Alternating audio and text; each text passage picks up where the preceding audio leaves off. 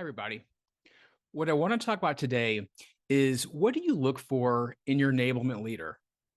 This is one of the biggest topics I get in discussions with CROs all the time of what are the attributes, what's the experience, what are the skills that you want to have in your enablement leader? And so I wanted to break down a couple of things to think about and keep in mind. I think first and foremost, do they have experience in enablement?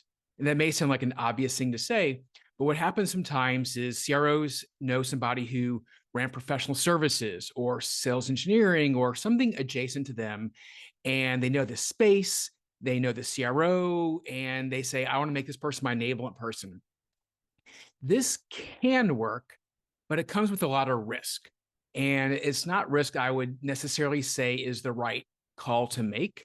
What I would say is there are so many people who are deeply experienced in this space that I would look to first before I would pick the other person who you could see how they could work. I would really go for that depth of experience. And within that, I would want to look for somebody who has experience driving revenue, driving outcomes, changing KPIs, and they can cite and they can reference examples of when they've done it and how they did it. Again, this is no longer the theoretical stuff. I want to hear from a candidate. How have you driven revenue? Have you increased win rates? Have you built pipeline? Like, I want to hear real concrete examples of that. And if people can come to you with that and have them quantified, that takes you pretty far down the field. So that's one thing I think about. Something else, which I referenced in another video, was this idea of them as relationship builders. And as I said before, that's such an essential part of the job.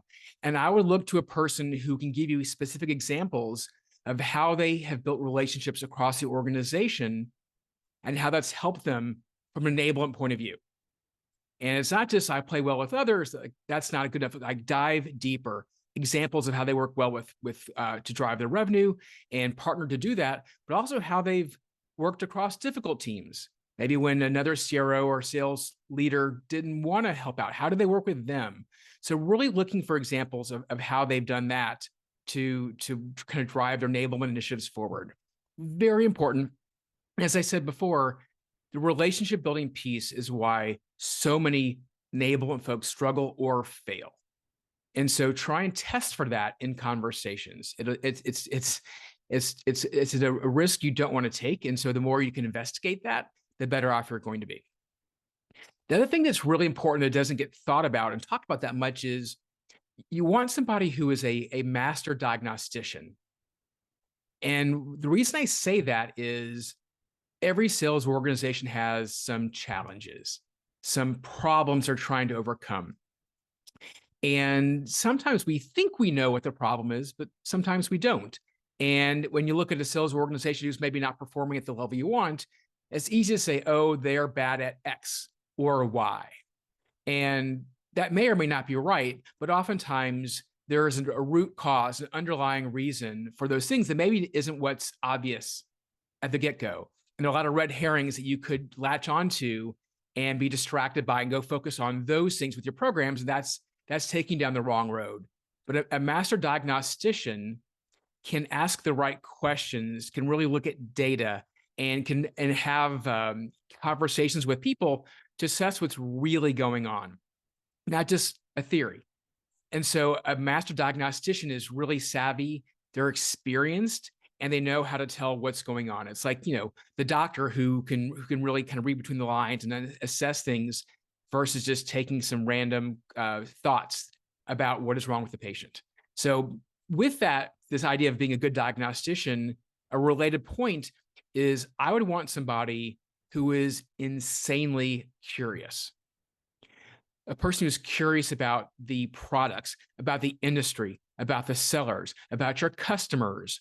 That curiosity, when used right, goes a heck of a long way towards making sure your enablement person and team is tied in lockstep with your sales organization. And so I'd be listening to the questions that they ask you about your go-to-market, about your customers, about your industry. Like, are they really that curious? Because if they're not, that might give you some indications of their approach towards the job. And that may not be the right person for you, because the more curious they are, the better they're going to be at helping be a diagnostician and understanding what's happening with the field versus just having theories and building programs for the sake of doing that. Very important stuff, and make sure that they're absolutely dialed in and curious. So that's key thing for you. And, something else I've mentioned before that's related is, are they talking KPIs and metrics? Does this enablement person quantify it and run it like a business? I mentioned this in a previous video, but again, I want to recite this because it's really important, is they view enablement as a means to an end. We do programs to drive results for the business versus just doing it for the sake of doing it. And so what you would want to hear is examples of how they run enablement like a business, how they quantify things, how they drive KPIs, both from a diagnosing point of view as well as an outcome point of view. If they can do that with the other things, they're really far down the field, and that's probably a great person. But a lot of these things, frankly, are hard to find in one person. And so you really are going to have to kind of dive in deep and make sure they have the essentials you need for your role. I hope this helps. I threw a lot at you, but these are really important things to getting the right person the job who can really drive results for you. Good luck out there.